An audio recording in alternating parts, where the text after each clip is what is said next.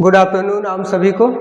आप सब कैसे हैं? उम्मीद करते हैं कि आप सब बहुत अच्छे होंगे। और पिछले क्लास में आप लोगों को मैंने सिखाया था कि किस प्रकार से हम लोग रासायनिक समीकरणों को संतुलित करते हैं और रासायनिक समीकरण संतुलित करने की कौन कौन सी विधि है।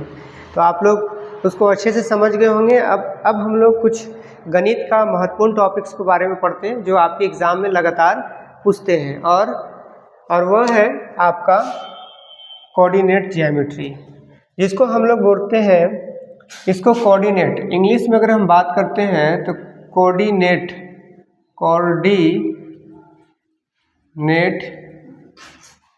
ज्योमेट्री इसको हिंदी में बोलते हैं निर्देशांक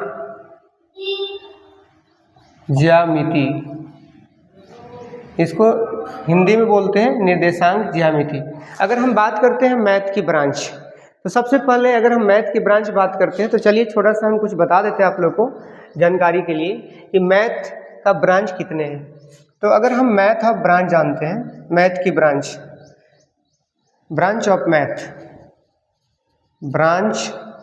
ऑफ मैथ कैपिटल लेटर में मैं लिख दे रहा हूँ। तो मैथ का अगर हम ब्रांच के बारे में बात करते हैं तो मैथ को हम लोग निम्नलिखित भागों में इस तरह से बांट के हम लोग उनके शाखा, ब्रांच का मतलब क्या होता है, ऐसे भी पेड़ पौधा का ब्रांच का मतलब क्या होता है, उसका टहनी निकला हुआ। तो ब्रांच देखते हैं। तो सबसे पहले अगर हम बात करते हैं अरिथमेटिक मैथ, जिसको हम लोग हिंदी में बोलते हैं अंक गणित। उसके बाद हम लोग बात करते हैं अलजेब्रा, जिसको हम लोग बोलते हैं बीजगणित। उसके बाद अगर हम बात करते हैं तो बीजगणित के बाद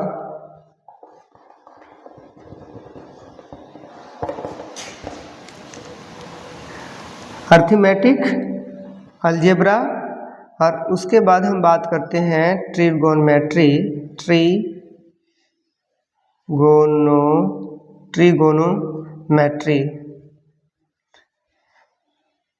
जिसको हम लोग बोलते हैं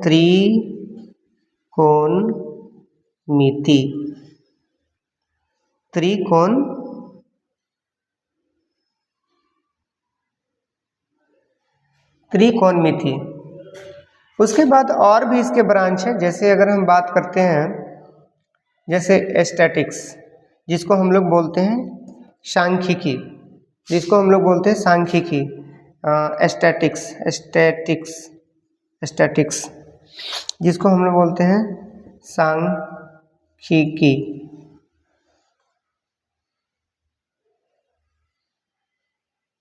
तो इस प्रकार से आगे चल के जो है एडवांस मैथ भी आते हैं। तो कुछ मैथ के ब्रांच है अरिथमेटिक मैथ्स, अंकगणित, अलजेब्रा, जिसको हम लोग बोलते हैं बीजगणित, और एक है ट्रिगोनोमेट्री, जिसको त्रिकोणमिति बोलते हैं, और कोऑर्डिनेट ज्योमेट्री भी पढ़ते हैं हम लोग, तो भी मैथ का ही ब्रांच है। स्टैटिक्स भी मैथ का ही ब्रांच है। आगे चल के इसको मतलब एडवांस तो कई तरह के भागों में बांट दिया गया है, लेकिन हम लोग इस तरह से इसको रखते हैं। अब हम जान लेते हैं थोड़ा सा एक छोटा सा क्वेश्चन कि फादर ऑफ मैथ, गणित के पितामह के रूप में किसको जाना जाता है। ऐसे तो गणित कोई एक जो है एक दार्शनिक और एक मैथमेटिशियन गणितज्ञ तैयार नहीं करते हैं, लेकिन उनको सबसे पहले उनका विचार आया, तो इसीलिए जिनका फर्स्ट विचार आता है और जो ज़्यादा प्रसिद्ध होते हैं उनको फादर ऑफ की उपाधि मतलब दी जाती है। तो यहाँ पे हम बात करते हैं कि मैथ का फादर ऑफ गणित, यानी कि गणित का पितामह, फादर ऑफ गणित मैथ, किसको जानते हैं हम लोग। तो एक वैज्ञानिक थे, या मैथमेटिशियन कह ले, दार्शनिक कह ले, या वैज्ञानिक कह ले, तो उनका नाम था आर्किमिडीज, जिनको हिंदी में आर्कमिडीज इस तरह से लिखते हैं। आर्किमिडीज का सिद्धांत आप लोग पढ़े होंगे उत्प्लावन बल में, जब कोई वस्तु जो है तरल पदार्थ में डूबता है, पूर्णता है अंततः, तो उस पर एक बल कार्य करता है, उसको जो नीचे से ऊपर की ओर ढकेलता है, यानी कि धक्का देता है। इसको हम लोग बोलते हैं उत्प्लावन बल या उत्प्लावकता का नियम। तो आर्किमिडीज ही दिए थे, तो इनको गणित का फादर के रूप में जाना जाता है, आर्किमिडीज को कहते हैं। अब हम बात करते हैं कि आर्यभट्ट कौन थे। आर्यभट्ट ऐसे उपग्रह है, आर्यभट्ट, रोहिणी, एप्पल्स, ये सब सैटेलाइट है। लेकिन हम बात करते हैं कि आर्यभट्ट जो है, आर्यभट्ट, इनको भी आर्यभट्ट कौन थे? तो आर्यभट्ट भी एक बहुत बड़े मैथमेटिशियन से, महान गणितज्ञ थे। तो इनको जो है भारत में भारतीय गणित का जनक, फादर ऑफ इंडियन मैथ जो है वह किनको जानते हैं? तो भारतीय गणित का जनक, भारतीय गणित का जनक। तो भारतीय गणित के जनक के रूप में जो है हम आर्यभट्ट को जानते हैं। किनको जानते हैं? आर्यभट्ट को। तो भारत में गणित का पितामह आर्यभट्ट को, और पूरे जो सेंट्रल लेवल पे, पूरे वर्ल्ड पे अगर हम लोग जानते हैं मैथ का, तो पूरे विश्व में तो किनको जाना जाता है? तो वह है आर्किमिडीज का। आर्किमिडीज को हम लोग बोलते हैं फादर ऑफ मैथ। चलिए, मैथ के कुछ हम लोग महत्वपूर्ण टॉपिक्स के बारे में भी चर्चा कर लिए। अर्थमेटिक क्या होता है? तो इसमें हम लोग गिनती को पढ़ते हैं, यानी कि अंक को पढ़ते हैं। अंक मतलब 1 2 3 4, मतलब जितने भी 10 तक होते हैं, उससे जितने भी बृहद रूप से बनते हैं, उस सब के बारे में हम लोग पढ़ते हैं। अलजेब्रा, तो अलजेब्रा को बीजगणित कहते हैं। इसमें variables x y z variables जो आते हैं इसमें आते हैं, जिसको हम लोग बोलते हैं कांस्टेंट, जिसको अचर, चर की उपाधि दी जाती है। ट्रिगोनोमेट्री, इसमें हम लोग क्या करते हैं? बेसिक रूप से त्रिभुज वगैरह, ऊंचाई, दूरी पढ़ते हैं। एस्टैटिक्स में मतलब डाटा पढ़ते हैं, डाटा, सांख्यिकीय डाटा को किस तरह से हम पाई चार्ट या उसको आंकड़ा बना के हल करें। उसके बाद आप लोग कोऑर्डिनेट ज्योमेट्री है, जिसमें हम लोग क्या उसको बोलते हैं, उसके निर्देशांक निकालते हैं, उसके बीच की बिंदु को निकालते हैं। तो चलिए, इस तरह से हम लोग जान गए father of math Archimedes, father of Indian math Aryabhata. तो चलिए अब इसको इरेज करते हैं, और उसके बाद हर एक क्लास में कुछ ना कुछ हम लोग छोटी मोटी चीज़ों के बारे में जानेंगे जो अक्सर लोग गलती करते हैं। क्योंकि हम अगर किसी सब्जेक्ट के बारे में पढ़ते हैं, किसी विषय के बारे में पढ़ते हैं, तो उनके बारे में हम लोग को बृहद जानकारी रखनी चाहिए। तो चलिए, तो क्वेश्चन क्या है? त्रिभुज का क्षेत्रफल ज्ञात कीजिए जिसके शीर्ष इस प्रकार हैं, यानी कि इंग्लिश में find the area of the triangle whose vertices are, जिनके वर्टिसेस इस प्रकार हैं। तो चलिए, यहाँ पे 2 क्वेश्चन है। तो अब हम बात करते हैं यहाँ पे कि त्रिभुज का क्षेत्रफल हम लोग कैसे निकालते हैं। तो त्रिभुज की क्षेत्रफल अगर हम बात करते हैं, एरिया ऑफ ट्रायंगल के बारे में बात करते हैं, तो हमने ये भी पढ़ा है, बेस BHEI, ये भी पढ़े हैं हम लोग। हाइट, जिसको हम लोग शॉर्ट में B/H कहते हैं। लेकिन जब हम लोग निर्देशांक ज्योमेट्री, यानी कि कोऑर्डिनेट ज्योमेट्री का जब हमको क्षेत्रफल निकालना होता है, तो हम इस फॉर्मूले का प्रयोग नहीं करते हैं। हम लोग किस फॉर्मूले का प्रयोग करते हैं? तो देखिए, तो सबसे पहले हमको ज्ञात करना है इसका एरिया। तो सबसे पहले हमको ए निकालने से पहले फार्मूला दिमाग में होना चाहिए। तो फार्मूला दिमाग में होने के लिए क्या होता है? चलिए हम लिखते हैं, कोशिश करते हैं कि भाई हमें याद है कि नहीं फार्मूला। तो चलिए निकालते हैं त्रिभुज का क्षेत्रफल, एरिया ऑफ ट्रायंगल। ये त्रिभुज का साइन है, इसलिए हमने यहाँ पे लिख दिया त्रिभुज का क्षेत्रफल। तो यहाँ पे लिखते हैं हाफ, फिर x1, फिर ब्रैकेट के अंदर लेना है छोटा y2 माइनस y3 प्लस को बड़ा लिखना है ताकि गड़बड़ न हो, x2। फिर उसके बाद हम लेते हैं y3 minus y1 plus x3, और फिर यहाँ पे लेते हैं हम y1 माइनस y2। अब देखिए, इस फार्मूला को याद करना थोड़ा टफ है, लेकिन इसको आसान बनाने के लिए मेरे पास एक उपाय है, आपको मैं बता देता हूँ। तो इस फार्मूला को याद होगा तभी यह बनेगा, अन्यथा otherwise you can not solve it, अन्यथा इसको आप सॉल्व नहीं कर सकते हैं। तो सबसे पहले first of all I would like to share on important rules who wants to know, जिसको आप जानना चाहते हैं। तो सबसे पहले मैं छोटा सा रूल्स बता देता हूँ कि इसको किस तरह से याद करेंगे, क्योंकि इसको ऐसा फार्मूला है कि आप भूलने का सबसे 100 में 99.9% भूलने का चांस रहेगा। तो इसके लिए मैं बता देता हूँ इसको याद करने का तरीका क्या है। तो यहाँ पे हम देखते हैं कि 2 और 3, तो इसको हम याद कर लेंगे 23, इसको 23 याद कर लेंगे। और यहाँ पे लिखा हुआ 3 और 1, यानी तो इसको हम लिख लेंगे 31। और यहाँ पे लिखा है 1 और 2, तो यहाँ पे लिख देंगे हम 12। तो इससे मेरा क्या हो गया, इससे हमको पता हो गया कि y2 y3, मतलब इससे हो गया कि y2 है y3 है, y3 है y1 है, y1 है y2 है। देखिए याद करने का तरीका हो गया। तो आप याद रखिए, निर्देशांक ज्यामिति में हम लोग त्रिभुज का क्षेत्रफल निकालने के लिए सबसे पहले हम लोग क्या करते हैं कि फार्मूला दिमाग में होना चाहिए। ये क्वेश्चन सॉल्व हो जाएगा ये अपने आप, लेकिन आपको जब तक फार्मूले नहीं याद होगा तब तक आप इस क्वेश्चन को नहीं बना पाएंगे। तो सबसे पहले पेन चलाने से पहले जो है आप लोग को फार्मूले को लिख लेना है। तो फार्मूला को याद करने का तरीका बता दिए कि याद कैसे करना है। 23, 31, 12। तो आप समझ जाएंगे कि y है और y3 है, y2 y3, y3 y1, y1 y2, याद हो जाएगा। तो चलिए उम्मीद करते हैं कि आपको याद हो गया होगा फार्मूला। तो चलिए, तो आप याद रखिएगा 23, 31, 12, 23, 31, 12। चलिए अब हम देखते हैं कि क्वेश्चन मेरा क्या बोलता है। तो क्वेश्चन यहाँ पे है। तो सबसे पहले इसको सॉल्व करने से पहले मैं आपको एक स्टैंडर्ड तरीका बता दूं कि सॉल्व करने का क्या तरीका हो सकता है। तो सबसे पहले मैं नाम दे देता हूँ ABC, इस शीर्ष हो गया वर्टिसिस, इसका 2, 3 हो गया। B कितना है -1 0, C कितना है आपके पास 2 -4। अब इसको बनाने का तरीका क्या है, तो कुछ नहीं करना है, यहाँ आपको यहीं पर लिख लेना। E आपको x1 है तो E y1 होगा, E आपका x2 है तो E y2 होगा, E आपका x3 है तो E आपका y3 होगा। तो सबसे पहला काम क्या करना है कि आपको लिख लेना है। चलो x1 2, x2 -1, x3 2, अभी हो गया। उसी तरह से हम y को लिख लेंगे, y1 3, y2 0, y3 -4।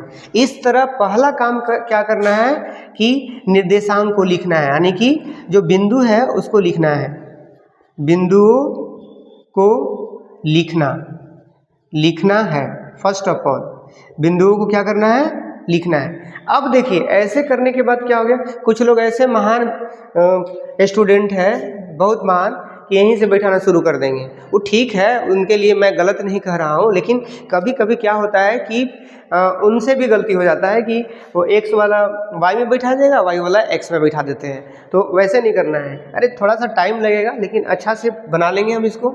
तो चलिए हम इसको यहाँ पे लिख दिए। अब निकालते हैं त्रिभुज का क्षेत्रफल। तो इसको हम क्या करते हैं कि इसको बनाते हैं हम कि, बैठ जाइए आप लोग, इसको बनाते हैं कि सबसे पहले करना क्या है कि जो पॉइंट दिया हुआ है उसको हम लोग लिख लेते हैं, ठीक है। जैसे x1 y1, x2 y2, x3 y3। अब यहाँ पे जब हम लिख लिए तो इस फार्मूले को अब हम इस पे बैठाते हैं। देखो कितना आसान हो जाएगा। बहुत लोग ऐसे होते हैं कि डायरेक्ट इसी में बैठाएंगे। x1 कितना है मेरे पास 2 है, ये मल्टीप्लाई में होता है, हमेशा ऐसे लिखते हैं हम। y2 कितना है तो 0, y3 कितना है -4। यहाँ पे देखिए एक चीज़ मैं बता दूँ कि इसको हमेशा ब्रैकेट में लिखना चाहिए, ऐसे अच्छा तरीका है। जो माइनस रहे उसको ब्रैकेट में लिखना है, प्लस। अब x2 कितना है तो x2 हम यहाँ पे देखते हैं कि -1 है यहाँ पे, तो इसको ब्रैकेट में, माइनस को हमेशा ब्रैकेट में लिख देते हैं। चलो y3 कितना है, y3 -4 है। चलिए y1 कितना है, y1 3 है, प्लस x3 कितना है मेरे पास 2 है। चलिए y1 कितना है 3 है, y2 कितना है 0 है। चलिए इस प्रकार से हमने इसको क्या किया, बैठा दिया। अब एक बार चेक भी कर लेंगे, आप लोग के लिए मैं बता दे रहा हूँ कि इसको एक बार चेक भी कर लेना, ये नहीं कि हड़बड़ में गड़बड़। क्या होता है, अक्सर आदमी जो है अक्सर जोश में आके होश खो बैठता है। क्या हमको करना है, क्या बोलना है पता नहीं, बोलने के बाद पता चलेगा कि हमको नहीं बोलना चाहिए ऐसा। तो चलिए हम एक बार चेक कर लेते हैं। x1 2 है, चलो y2 0 है, 0 बैठ गया। y3 कितना है, -4, इसको ब्रैकेट में बंद कर लिए, माइनस था। उसके बाद x2 कितना है, x2 -1 है, -1 ले लिए हम। उसके बाद y3 -4 है। अब यहाँ पे मैंने आपको नहीं दिखाया कि माइनस यहाँ को ब्रैकेट में ले लिए, इसको ब्रैकेट में ले लिए। उसके बाद y1 कितना था, 3 था। उसके बाद x3 कितना है, तो x3 2 है, 2 यहाँ पे रख दिए। y1 कितना है, तो y1 3 है, और y2 कितना है, 0। बस इतना जब कर लेंगे हम लोग, तो सबसे पहले अब देखिए, अब ऑपरेट करते हैं इसको ब्रैकेट को। तो सबसे पहले करते क्या है, देखिए इसको क्या करते हैं, माइनस माइनस प्लस, क्या होगा, माइनस माइनस प्लस हो गया, इसके अंदर प्लस हुआ। फिर उसके बाद ये माइनस को अभी ब्रैकेट में ही रखेंगे। अब यहाँ पे हमने देखते हैं कि एक माइनस 2 माइनस हुआ। तो अब क्या करते हैं हम लोग कि जब 2 माइनस होता है तो उसको जोड़ देते हैं। तो 4 और 3 कितना हो जाएगा, 7। तो इसको माइनस का ही चिन्ह देखते हैं, क्योंकि आपको याद है कि अगर कोई चोर आदमी अगर किसी को पैसा दे दिया 40 रुपया, तो अगर हम उसको याद करेंगे तो कहेंगे कि हम चोरे से लिए थे कितना, 40 रुपया। अगर जब कोई अच्छा आदमी कोई गलत आदमी के साथ रहेगा तो उसको कोई भी नहीं कहेगा कि वह अच्छा आदमी है, कहेगा कि वह गलत आदमी है। इसलिए कहेगा, क्यों कहेगा, क्योंकि वो उसके साथ टैग लग गया, मोहर लग गया। तो चलिए, तो यहाँ पे उसी तरह से जोड़ दिए। जब 2 को माइनस था, प्लस को बड़का बड़का लिखेंगे यहाँ पे ताकि गड़बड़ ना हो। 2 है, 2। अब 3 में से 0 जाएगा तो कितना आएगा, 3 ही आएगा, 0 का 0। चलिए अब हम इसको ऐसे रख दिए।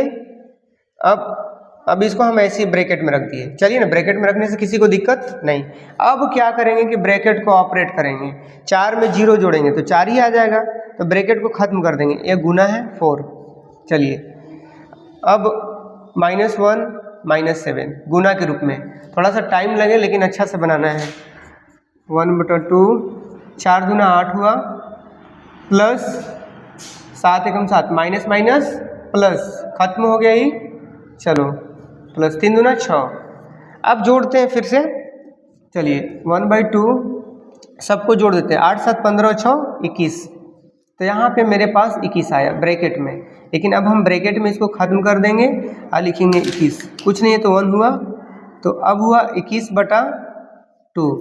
यहाँ पे कितना हो गया, 21/2। चलिए आप, तो चलिए हम लोग यहाँ पे देखें एक स्टेप में कि इसको पहले हम जोड़ दिए, 0 में 4 जोड़े तो 4 आया। फिर माइनस जो था ये मल्टीप्लाई करने के बाद क्या हुआ कि इसको हम लोग प्लस कर दिए। 7 1 = 7, माइनस खत्म, 2 3 = 6 हुआ। इसको हम हटा सकते थे ब्रैकेट, लेकिन इसलिए यहाँ पे रखे क्योंकि हमको यहाँ पे दिखाना था कि सबको एक साथ मैं ऑपरेट करूँगा ब्रैकेट को, ताकि किसी को यहाँ पे भूलन जैसा ना लगे कि हम यहाँ पे नहीं बना पाए। अब सबको जोड़ेंगे, तो सबको जोड़ के मैं यहाँ पे लिख देता हूँ, आप लोग को सबको जोड़ता हूँ और यहाँ पे लिख देता हूँ, क्योंकि नीचे साइड आपको दिखाई नहीं देगा। तो एरिया यहाँ पे है, तो हो गया हाफ। नीचे जोड़ेंगे 8 7 15 15 6 21, यानी कि 8 7 15 6 21। तो 21 छोड़ दिया, ब्रैकेट को हटा देंगे। तो ब्रैकेट को हटाया तो 21/2। तो यहाँ पे होता है, इसको बोलते हैं वर्ग मात्रक। तो देखें इस तरह से हम लोग क्या किए कि एक जो है जो निर्देशांक ज्योमेट्री था, किस तरह से हम लोग हल किए। तो इस प्रकार से आपके 3 नंबर का क्वेश्चन आते हैं हमेशा, और उम्मीद करते हैं कि आप लोग को अच्छा से समझ में आया होगा। और आप लोग इसी तरह से जो आपके चैप्टर में, जैसे देखिए हम यहाँ पे 2 क्वेश्चन लिखे थे, तो एक क्वेश्चन जो है आपके लिए है। अगर आप इसको अच्छे से सीख गए होंगे तो अगला क्वेश्चन बना लीजिएगा। याद करने का तरीका क्या था 23 31 12 याद कर लीजिए, आपका एकदम फॉर्मूला याद हो जाएगा। तो चलिए उम्मीद करते हैं कि आप लोग को याद आ गया होगा, समझ गए होंगे अच्छे से, और आप लोग खूब मेहनत कर रहे होंगे। चलिए ठीक है, तो आज का क्लास यहीं तक। Thank you.